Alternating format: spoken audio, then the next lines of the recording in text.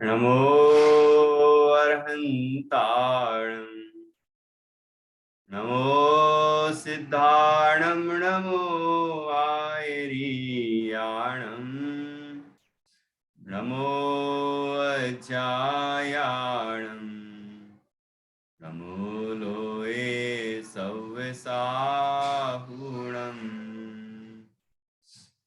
मंगलं भगवान वीरो मंगलं गौतमो गणी मंगलं कुंद कुंदाद्यो जैन धर्मोस्तु मंगलम् सर्वमंगल मांगल्यं सर्वकल्याणकारकं प्रधानं सर्वधर्माणां जैनं जयतु शासनम् जैनं जयतु शासनम्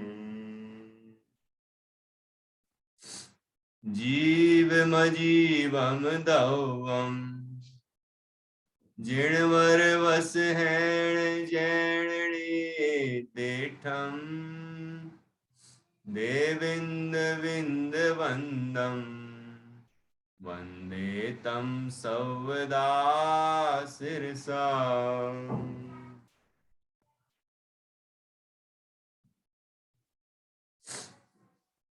आचार्य श्री नेमिचंद सिद्धांति देव द्वारा रचित यह बृहद द्रव्य संग्रह नाम का ग्रंथ है। इसका तीसरा अधिकार चल रहा है मोक्ष मार्ग अधिकार, जिसमें मोक्ष मार्ग का सामान्य स्वरूप बताने के बाद सम्यक दर्शन और सम्यक ज्ञान का स्वरूप बताया। उसके बाद सम्यक चारित्र का स्वरूप चल रहा है, जिसमें हम आज 46वीं गाथा पर चर्चा करेंगे। 45वीं गाथा में सम्यक चारित्र का स्वरूप प्रारंभ हुआ, वहां व्यवहार चारित्र की चर्चा है, सराग चारित्र की चर्चा की गई है और कहा गया है अशुभ भावों से निवृत्ति और शुभ भावों में प्रवृत्ति वह व्यवहार से चारित्र है, ऐसा जिनेंद्र भगवान ने कहा है। और वह चारित्र व्रत, समिति, गुप्ती आदि रूप है। इस तरह व्यवहार चारित्र की चर्चा 45वीं गाथा में की गई है। तो यहाँ से सम्यक चारित्र का स्वरूप प्रारंभ हो गया। तो सम्यक दर्शन, सम्यक ज्ञान और ये 45वीं गाथा से प्रारंभ हुआ सम्यक चारित्र। तो सम्यक चारित्र में यहाँ सराग चारित्र की चर्चा हुई। अब वीतराग चारित्र की चर्चा आगे, निश्चय चारित्र की चर्चा आगे करेंगे 46वीं गाथा में। सभी को ये गाथा भी याद हो गई होगी। 45वीं गाथा कोई सुना सकते हैं? अभी तक नहीं की है क्या? तो आप अच्छे से याद करना चालू रखें। जैसे कि बहुत सारी गाथाएं आप लोगों को हो चुकी हैं। ये बच्चों की परीक्षाएं आ गई थी, इसलिए उनने बीच में थोड़ा सा कुछ 5-7 गाथाएं नहीं की होंगी। तो कंटिन्यू हो जाएं और फिर से जो रह गई हैं वो याद कर लें और आगे बढ़ते जाएं। तो असुहादो विनिवित्ति सुहे पवित्तीय जान चारितम वद समिति गुत्ति रूपम व्यवहारणयादुजेण भणियम। ये गाथा हो गई थी। अब हम 46वीं गाथा पढ़ेंगे। यहाँ उत्थानिका में लिखा है व्यवहार चारित्र से साध्य निश्चय चारित्र का स्वरूप बतलाते हैं।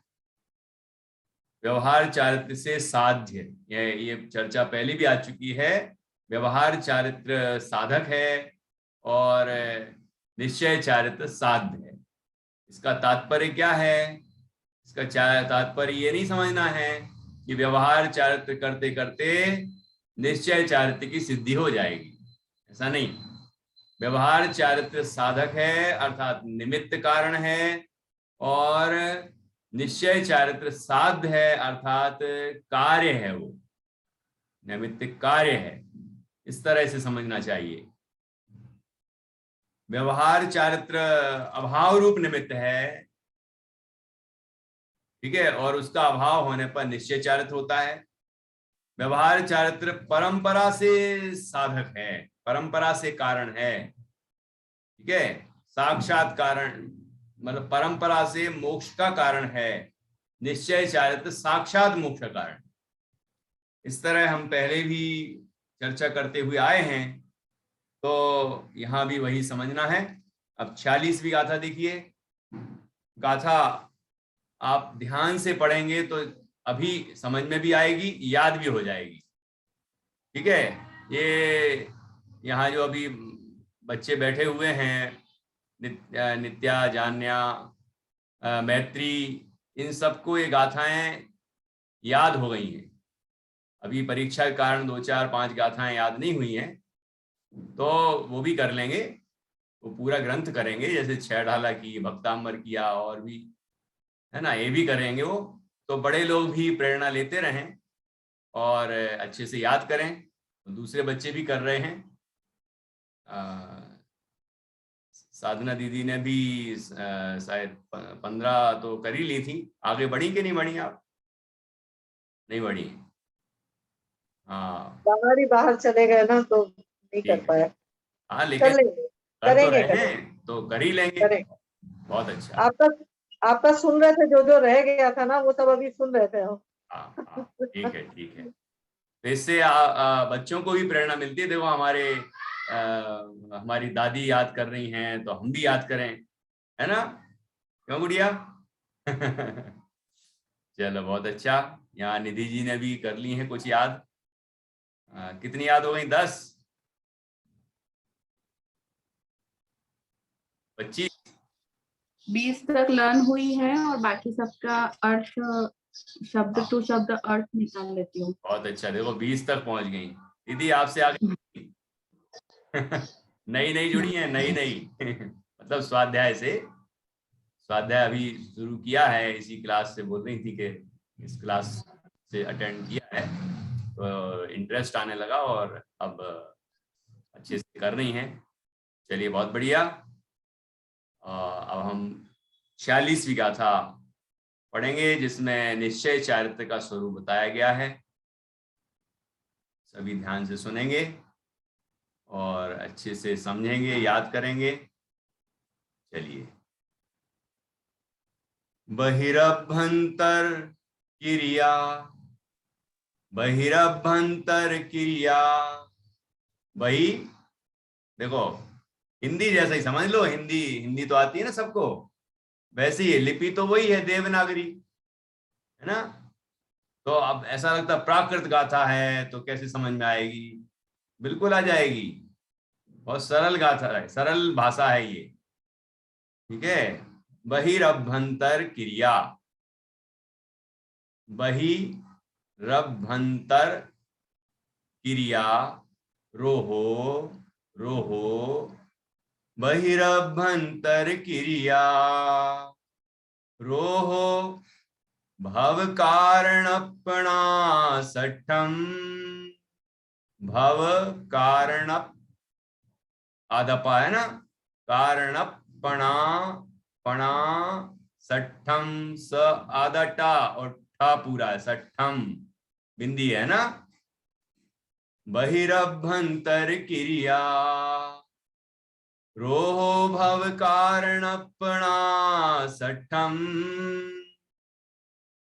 णाणिस जम जिणुत्तम, णाणिस जम जिणुत्तम, जिणुत्तम, तम परमं सम्मचारितम, तम परमं सम्मचारितम, णाणिस जम जिणुत्तम, तम परमं सम्मचारितम। अब एक साथ पूरी गाथा पढ़ेंगे। बहिरभ्यंतर क्रिया रोहो भव कारणपणा सठम प्राणिस्जम जिणुत्तम तम परमं सम्यचारितम। आखिरी शब्द क्या है? सम्यचारितम। क्या अर्थ हुआ सम्यचारितम? वो गुड़िया। सम्यक चारित्र। हाँ, अरे सम्यक चारित्र। क्या नाम है उसका? निश्चय चारित्र। छोटू की लड़की का नाम क्या है? ये हाँ, क्या नाम है उसका? बताओ अपना नाम। सुदृष्टि। सुदृष्टि। सुदृष्टि। हाँ, दृष्टि, सुदृष्टि नाम रखा है, बहुत अच्छा। तो सुदृष्टि सम्य चारित्रम। अब देखो प्राकृत भाषा है लेकिन सम्य चारित्रम, तुमने यदि सम्य चारित्रम सुना है तो सम्य चारित्रम पढ़ते ही समझ में आ जाएगा सम्य चारित्रम, चारित्रम तो सम्यक चारित्र। ठीक है। परमम सम्य चारित्रम, परम सम्यक चारित्र। ठीक है। तम, तम मतलब उसको, उसको वह, उसको जिनेंद्र भगवान, जिणुत्तम, जिणुत्तम, जिणुक्तम, जिनेंद्र भगवान से के द्वारा कहा गया है ना। सम्यक, परम सम्यक चारित्र जानो, उसको जिनेंद्र भगवान के द्वारा कहा गया परम सम्यक चारित्र जानो, है ना। वह परम सम्यक चारित्र है, जिनेंद्र भगवान के द्वारा वह कहा गया है। और आगे, और पहले क्या लिखा, अब इसकी परिभाषा है कि सम्यक चारित्र क्या है। वो परम मतलब निश्चय, निश्चय सम्यक चारित्र क्या है, वीतराग सम्यक चारित्र क्या है कि बहिरभ्यंतर क्रिया, बहिरभ्यंतर, बहिर बहिर बाहर, बाह्य, अभ्यंतर अभ्यंतर अंदर का, अंतरंग अभ्यंतर। ठीक है। क्रिया बहिरभ्यंतर क्रिया रोहो, कि बाह्य और अभ्यंतर क्रियाओं का निरोध। ये बाह्य क्रियाएं कौन सी होती हैं जिनका निरोध कर दिया गया, रोक दिया गया है, रुक गई हैं। और अभ्यंतर क्रियाएं कौन सी हैं जो रुक गई हैं, और वो किसकी कारण है? भव कारण पणासठम, कि वे जो क्रियाएं हैं वे भाव की कारण हैं, उनका क्या किया है? प्रणासठम, नाश कर दिया है। संसार की कारणभूत ऐसी जो बाह्य और अभ्यंतर क्रियाएं हैं उन सब का नाश करने पर, नाश कर दिया है ना। नाश करने रूप है जो उन, वह और ज्ञानियों को होती हैं जो ज्ञानानिस जम जिणुत्तम तम परमम सम्यचारितम। वह ज्ञानी के द्वारा जो क्रियाएं होती हैं वह उसे परम सम्यक चारित्र जानो। जिनेंद्र भगवान के द्वारा ऐसा कहा गया है। क्या अर्थ हुआ? ये कौन कौन सी क्रियाएं हैं? ये बाह्य क्रियाएं कौन सी हैं? ये बाह्य क्रियाएं शरीर के द्वारा जो होती हैं। अशुभ क्रियाओं की तो यहाँ बात ही नहीं है, अशुभ क्रियाएं तो पहले ही छूट गई। शुभ क्रियाएं भी जो हो रही थी, है ना। और अभ्यंतर कौन सी? की शुभ भाव। अब अशुभ भाव तो पहले ही छूट गए, तो ऐसा भी कह सकते हैं शुभ अशुभ सभी क्रियाएं, मनोवचन काय की सब चेष्टाएं बाह्य जो बाहर से समझ में आती हैं, है ना, शरीर की क्रियाएं समझ में आती हैं। और अभ्यंतर जो मन में परिणाम होते हैं, भाव होते हैं, तो शुभ अशुभ सब प्रकार के भाव उनको रोक देने पर, मतलब वो रुक गए, तो कौन सा भाव होता है? देखो 3 भाव होते हैं, अशुभ भाव, शुभ भाव और शुद्ध भाव। अब एक समय में एक ही तरह का भाव हो सकता है, तो अब ये अशुभ भाव तो पहले ही दूर हो गए, क्योंकि पिछली गाथा में लिखा था असुहादो विनिवृत्ति सुहे पवित्तीय जान चारितम, कि अशुभ भावों से निवृत्ति मतलब अशुभ भाव छूट जाना, और शुभ भाव में प्रवृत्ति मतलब शुभ भाव रूप परिणमन हो जाना, उसे चारित्र जानो व्यवहार से। अब यहाँ कह रहे हैं वो दोनों ही प्रकार के जो भाव हैं, शुभ और अशुभ, अशुभ और शुभ दोनों ही छूट गए, दोनों ही रुक गए, तो अब क्या बचा तीसरा भाव? तीसरी भूमिका कौन सी बची? कि अशुभ भी छूट गया, शुभ भी छूट गया, तो कौन सा भाव बच गया? बताओ हैं? क्यों नित्या, कौन सा भाव बचा?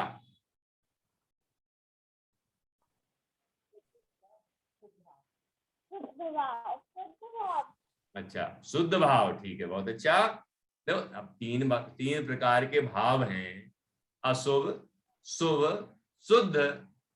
अशुभ भाव से निवृत्ति होने पर शुभ भाव हुआ। अब शुभ भाव से भी निवृत्ति होने पर कौन सा भाव होगा? शुद्ध भाव होगा, बात है ना।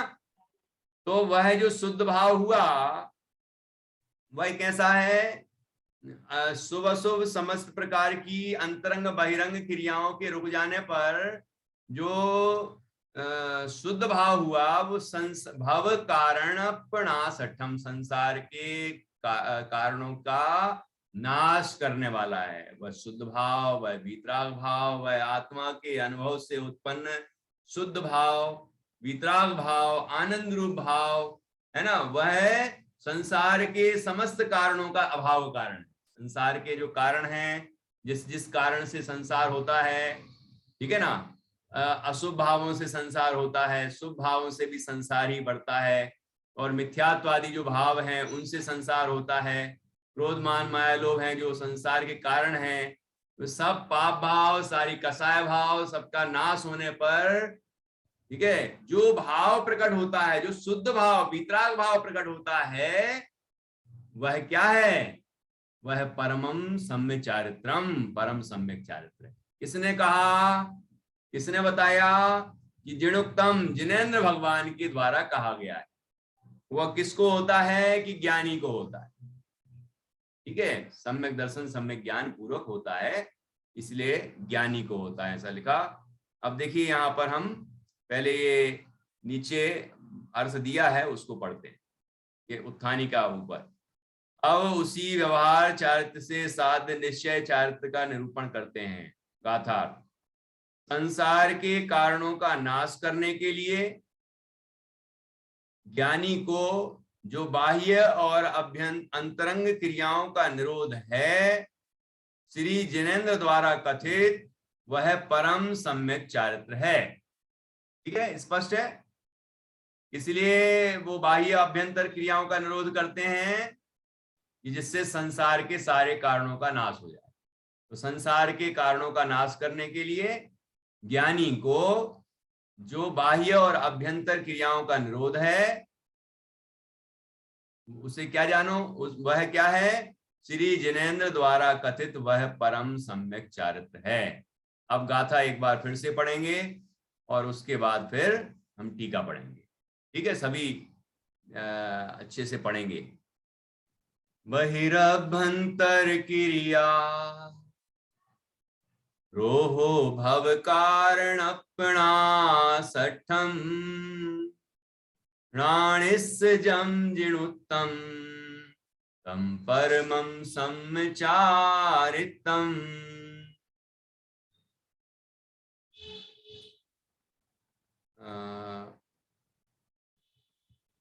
सुदृष्टि एक बार पढ़ के सुनाओ जरा, अभी देख के पढ़ सकती हो, बोलो।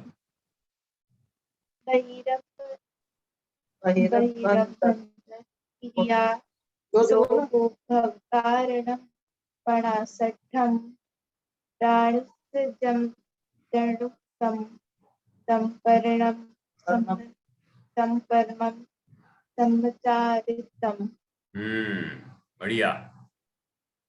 चलिए, इस तरह आप अभी बिना देख के पढ़ा है, अब आप याद कर लेना, तो मतलब अभी देख के पढ़ा है, अब याद कर लोगी तो बिना देख के बोल पाओगी। चलो, बहुत अच्छा। एक साथ सभी एक बार और बोल लें। बहिरभ्यंतर क्रिया रोहो भव कारणपणा सठम प्राणिस्जं जिणुत्तम तम परमं सम्चारितम। चारित्रम है ना, संस्कृत में बोलेंगे चारित्रम हो जाएगा, त्र यहाँ तम है, आधा ता और ता है ना, जीर्णोत्तम ऐसा बोलना है। चलिए अब टीका, जो हमने समझा है टीका में उसको बहुत सुंदर ढंग से विस्तार से बताया है, उसको पढ़ते हैं। टीका, तम वह परमम परम उपेक्षा लक्षण युक्त निर्विकार स्वसंवेदन रूप शुद्धोपयोग का अविनाभूत परम सम्यक चारित्रम सम्यक चारित्र जानना। कैसा है वो सम्यक चारित्र? जो परम उपेक्षा लक्षण युक्त है। परम उपेक्षा क्या होती है? कि समस्त पर पदार्थों से भेद ज्ञान, विरक्ति, वीतरागता, वीतरागता रूप है। जो निर्विकार स्वसंवेदन रूप है कि अपने आत्मा का संवेदन, मतलब आत्मा का अनुभव, आत्मा का रसास्वादन हो रहा है वहां। ठीक है, ऐसी अवस्था है वो जहां आत्मानंद प्राप्त हो रहा है। ऐसा शुद्धोपयोग का अविनाभूत, शुद्धोपयोग के साथ होने वाला ऐसा परम उत्कृष्ट, ठीक है, सम्यक चारित्रम सम्यक चारित्र होता है, ऐसा जानना। वह क्या है? सम्यक चारित्र क्या है? कि बहिरभ्यंतर क्रियारोहो निष्क्रिय नित्य निरंजन विशुद्ध ज्ञान दर्शन स्वभावी निजात्मा से प्रतिपक्षभूत क्रिया व्यापार का, जो क्रिया व्यापार बाह्य में वचन और काया के शुभाशुभ व्यापार रूप है और अंतरंग में मन के शुभाशुभ विकल्प रूप है, उसका निरोध अर्थात त्याग, वह परम सम्यक चारित्र है। देखो ये अभी अपन ने समझा था ना, तो ये देखो यहाँ पर लिखा है क्रिया व्यापार में कौन सी क्रियाओं का व्यापार लेना? कि जो बाह्य में वचन, हम वचनों से जो बोल रहे हैं ना, अभी भली अच्छी अच्छी बात बोल रहे हैं, तत्व चर्चा कर रहे हैं, भगवान जिनेंद्र की पूजन भक्ति पढ़ रहे हैं, बोल रहे हैं, है ना, वो भी वो शुभ क्रियाएं, शुभ वचन की क्रियाएं। अशुभ क्रियाओं की तो पहले ही बात बंद कर दो, है ना। यहाँ भी शुभ अशुभ दोनों ही प्रकार के बोल रहे हैं, तो अशुभ तो पहले ही छूट गया, अब शुभ भी छूट रहा है। तो बाह्य में वचन और काया के शुभाशुभ व्यापार रूप, है ना। तो अशुभ वचन कौन से होंगे? जब शुभ वचन ये हुए कि भगवान जिनेंद्र की भक्ति रूप वचन, जिनवाणी की चर्चा रूप वचन, तत्व चर्चा रूप वचन, और भी की हित मित प्रिय वचन, है ना, दूसरों के हितकारी वचन, तो ये तो हो गए शुभ वचन। और अशुभ कौन से? जो असत्य वचन है वो अशुभ वचन है। कठोर वचन, गाली गलौज करना, अपशब्द बोलना, ऐसी बात बोल देना जिससे किसी के प्राण कलुषित हो जाएं। मतलब कई लोग तो वो बात सुन के उनको हार्ट अटैक आ जाता है, मृत्यु हो जाती है। ऐसे कठोर वचन वो सब अशुभ वचन है। तो ऐसे शुभ और अशुभ दोनों तरह के वचनों का निरोध हो गया, वचन भी वचनों को बोलना बंद कर दिया, है ना। और काया की चेष्टाएं भी जो शुभ अशुभ होती थी, पाप रूप होती थी, तो वो अशुभ, और पुण्य रूप क्रियाएं हो रही थी वो शुभ, तो उन सब का भी निरोध हो गया। और अंतरंग में उसी तरह के विकल्प, मन में शुभ अशुभ विकल्प हो रहे थे, शुभ अशुभ भाव हो रहे थे, वो सभी विकल्प रूप, उसका निरोध अर्थात त्याग। ऐसे शुभ शुभ विकल्प बाह्य क्रियाओं का और अंदर में अंतरंग के शुभ शुभ भावों का त्याग, ठीक है, वह परम सम्यक चारित्र है। वह निरोध किस लिए है? ये जो बाह्य वचन और काय की चेष्टा का निरोध हो रहा है और अंतरंग में शुभ शुभ विकल्पों का निरोध हो रहा है, उसको त्याग किया जा रहा है। तो क्यों किया जा रहा है? कि भव कारण प्रणासठम, 5 प्रकार के संसार से रहित निर्दोष परमात्मा से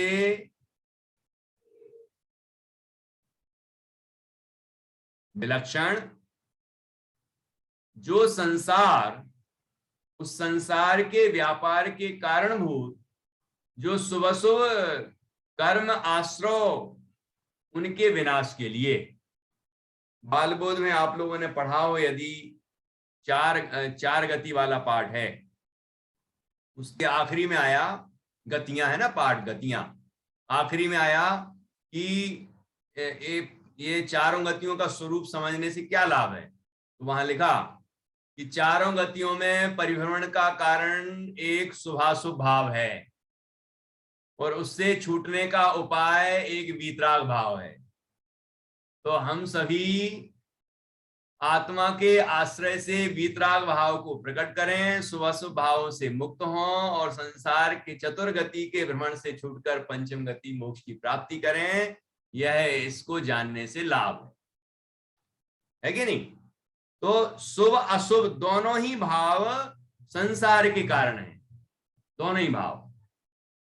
तो इसलिए यहां पर शुभ शुभ भाव दोनों के व्यापार का त्याग किया जा रहा है, बाह्य व्यापार भी, अंतरंग के भाव रूप व्यापार भी, और एक वीतराग परिणाम अंदर में पैदा हो रहा है। वही शुद्ध भाव है, वो संवर निर्जरा रूप भाव है, और वही परम चारित्र है, परम सम्यक चारित्र है।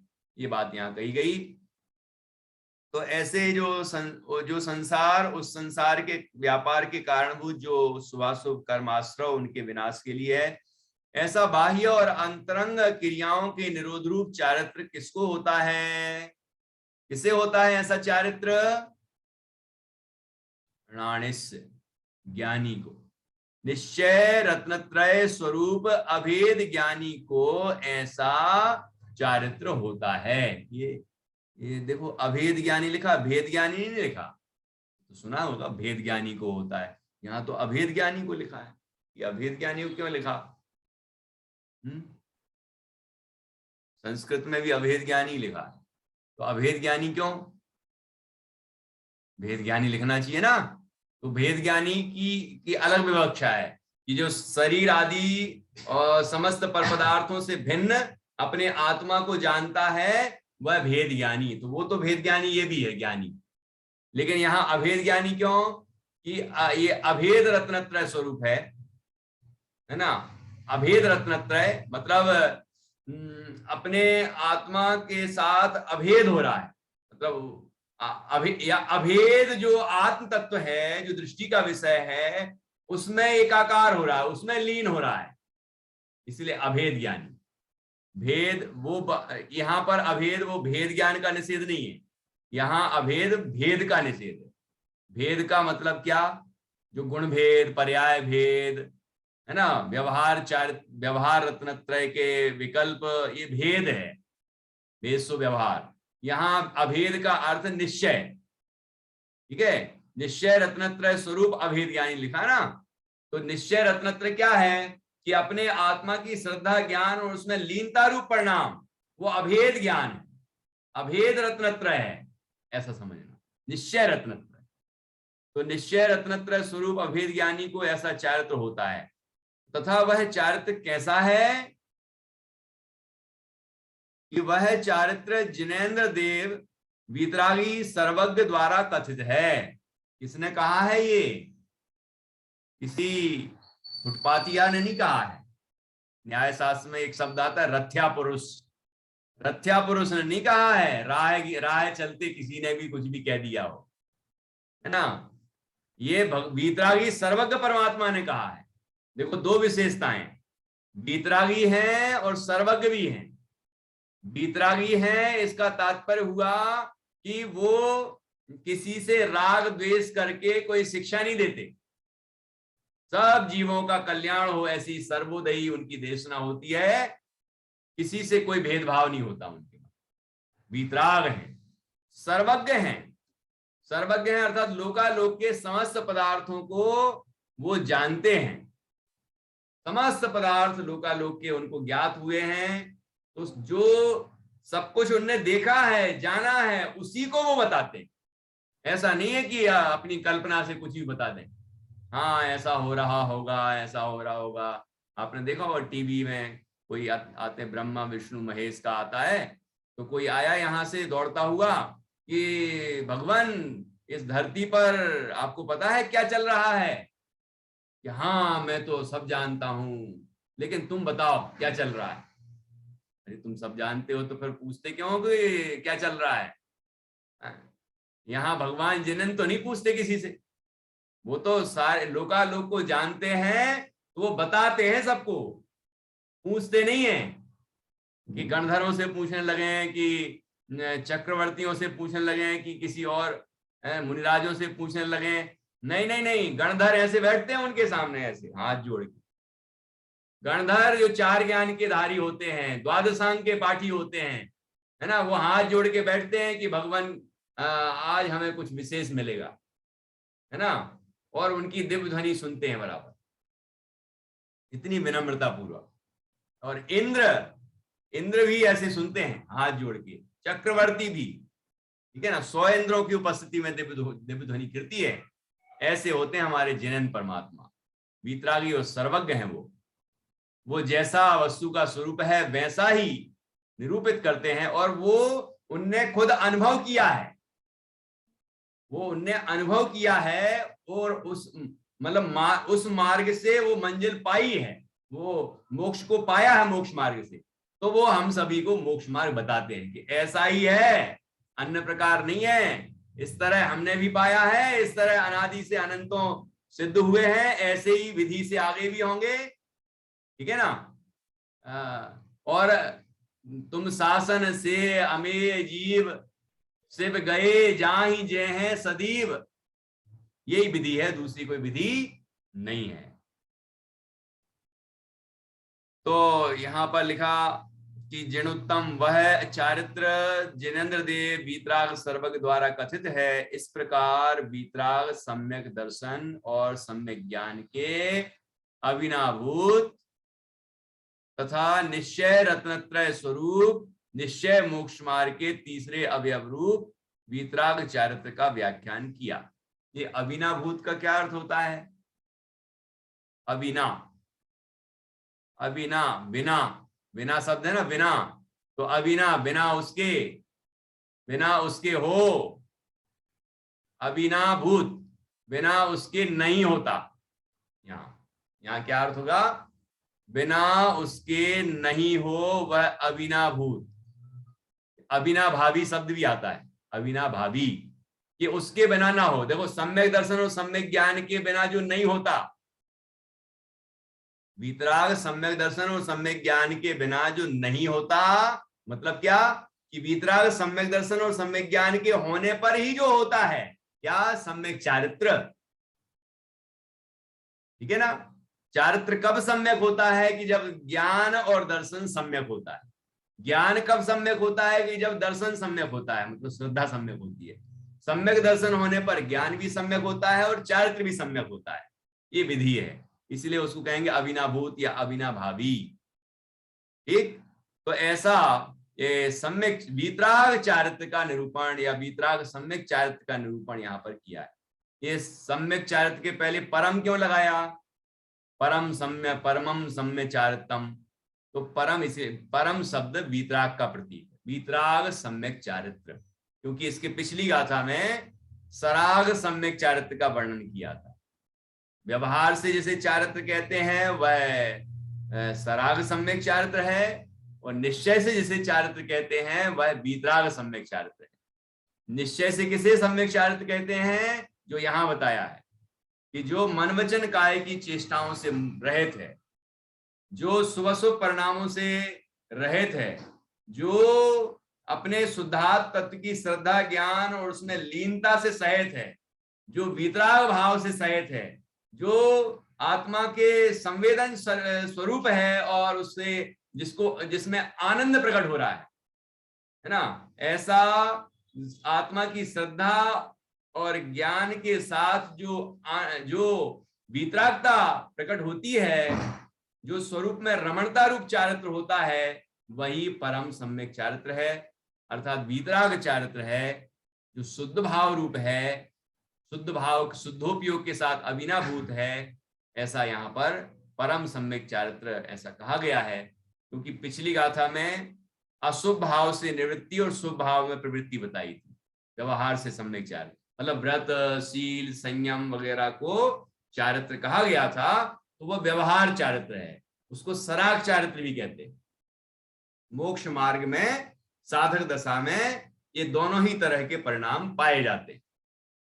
जैसे हम सीढ़ी चढ़ते हैं तो एक सीढ़ी को छोड़ते हैं और दूसरी सीढ़ी पर अपना पैर रखते हैं, फिर उसको छोड़ते हैं, अगली सीढ़ी पर रखते हैं, तो ये दोनों काम चल रहा है ना बराबर।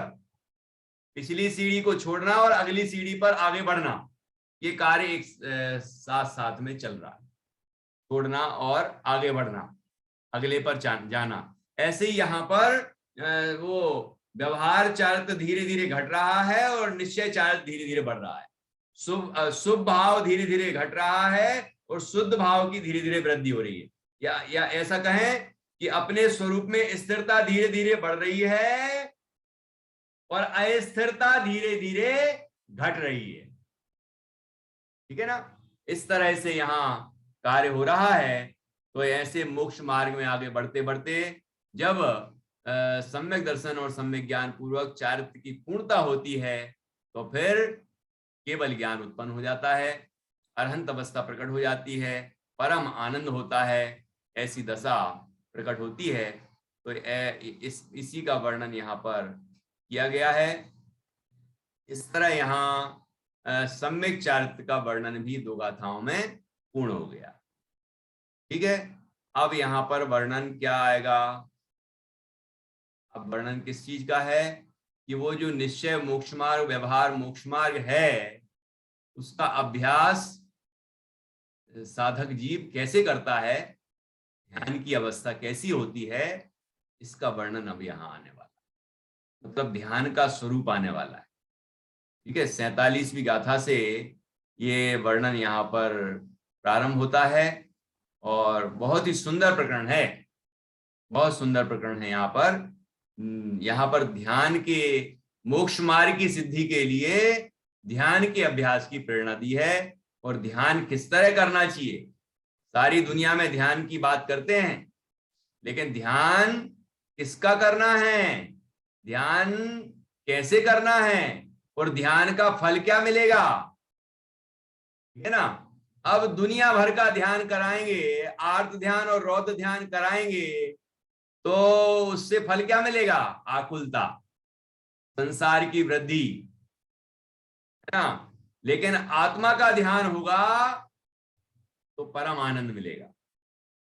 और जब आत्मा का ध्यान नहीं लगता तो साधक क्या करते हैं? परमात्मा का ध्यान करते हैं, पंच परमेष्टि का ध्यान करते हैं, जिनवाणी का स्वाध्याय करते हैं, तो वो व्यवहार ध्यान है। ठीक है ना। और आत्मा का ध्यान वह निश्चय से ध्यान है, वह संवर निर्जरा का कारण है और मोक्ष कारण है। ऐसी सुंदर चर्चा आने वाली है। तो आज हम यहाँ पर अपनी बात पूरी करते हैं। यहाँ देखो, ये पढ़ लेते हैं। इसके पश्चात, ये जो अभी गाथाएं हो गई ना, इसके पश्चात ध्यान ध्याता ध्येय और ध्यान के फल के कथन की मुख्यता से प्रथम स्थल में 3 गाथाएं, तत्पश्चात पंच परमेष्टियों के व्याख्यान रूप से दूसरे स्थल में 5 गाथाएं और तत्पश्चात उसी ध्यान के उपसंहार रूप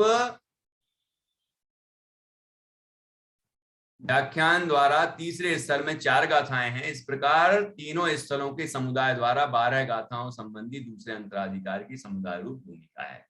तो अब यहाँ पर इन पंच परमेष्टि की चर्चा भी आएगी। अभी बताया ना, व्यवहार से पंच परमेष्टि के ध्यान की भी प्रेरणा दी जाती है। इस तरह से यहाँ अभी बहुत सुंदर चर्चा आने वाली है। हम सभी अभी संक्षिप्त जिनवाणी स्तुति करते हैं और आज की चर्चा यहाँ पूर्ण करेंगे और कल इसकी आगे की चर्चा करेंगे। निज निधि